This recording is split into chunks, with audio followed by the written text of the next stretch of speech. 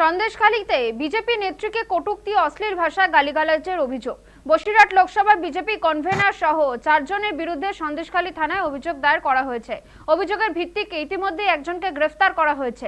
24 লোকসভা নির্বাচনের আগে সন্দেশখালীতে অশান্তি রাত ছড়িয়ে পড়েছিল। ভোট প্রচারে সন্দেশখালী প্রতিবাদী মহিলারা পথে নেমেছিলেন, সরব ছিল বিজেপিও। কিন্তু লোকসভা নির্বাচনে ফলাফলে হতাশ হয় বিজেপি। এসবের মাঝে এবার বিজেপি নেত্রীকে প্রকাশ্যে কটূক্তি ও অশ্লীল গালিগালাজ করার অভিযোগ উঠল দলেরই বর্ষিয়ার নেতা ও তার দলবলের বিরুদ্ধে।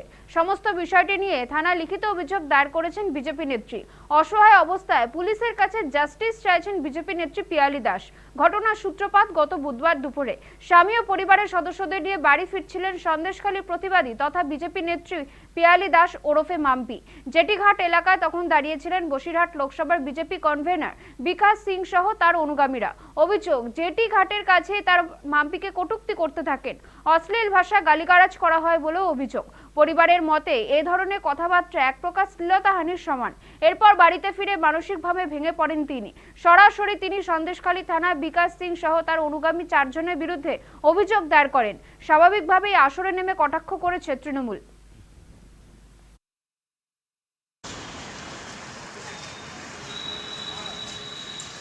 সন্দেশখালী খুব দুঃখজনক একটা ঘটনা আমার সাথে হয়, তার জন্য আমি খুব মর্মাহত।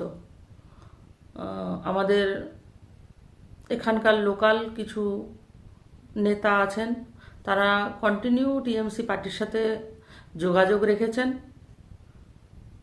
তো তার একটা চাক্ষুষ প্রমাণ, সেই টিএমসি পার্টির সাথে গট আপ করে পাবলিক প্লেসে রাস্তায় আমাকে কুরুচিকর মন্তব্য করেন।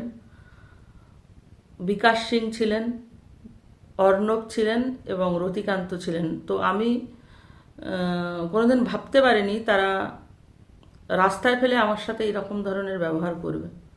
আমি এর জন্য প্রশাসনের দ্বারস্থ হয়েছি। এটা সম্পূর্ণ ভুল বুঝেই হয়তো করেছে, মিথ্যে কেস। হ্যাঁ, কারণ আমরা কেন ওর নামে বাজে মন্তব্য করতে যাবো? ও আমাদের দলীয় একটা কর্মী এখনো হয়ে আছে আমাদের সাথে। দেখুন, এটা বিজেপির কালচার, বিজেপির গোষ্ঠীদ্বন্দ্ব তো আছেই। ওরা ওদের একজন আরেকজনকে সহ্য করতে পারে না, আর বিজেপি তাদের মহিলাদের সঙ্গে ভালো ব্যবহারও করে না। আর সন্দেশখালীতে প্রতিবাদী মুখ হিসাবে যাদেরকে দেখানো হয়েছিল, এটা সম্পূর্ণ সাজানো নাটক। ওখানে তৃণমূলকে কালিমালিপ্ত করার জন্য বিজেপি একটা চক্রান্ত করেছিল। যত দিন যাচ্ছে তত তাদের চক্রান্ত ফাঁস হচ্ছে, পর্দা আমরা দেখতে পাচ্ছি। এই ব্যাপারে তৃণমূল কংগ্রেসের একটাই পয়েন্ট, যেখানে নারী নির্যাতন, যেখানে নারীদের প্রতি অশ্লীল আচরণ হবে, সেখানে তাদের পাশে থাকবে। হিসাবে যাদেরকে দেখানো হয়েছিল তাদেরকে এক এক করে মানুষ তাদেরকে চিনতে পারছে, তাদেরকে চরিত্রটা জানতে পারছে। বিজেপি বলে ওখানে কোনো সংগঠনই নেই, তারা তাদের কিছু মহিলাদেরকে এটাকে ব্যবহার করেছিল, আজকে মানুষ সেটা জানতে পারছে।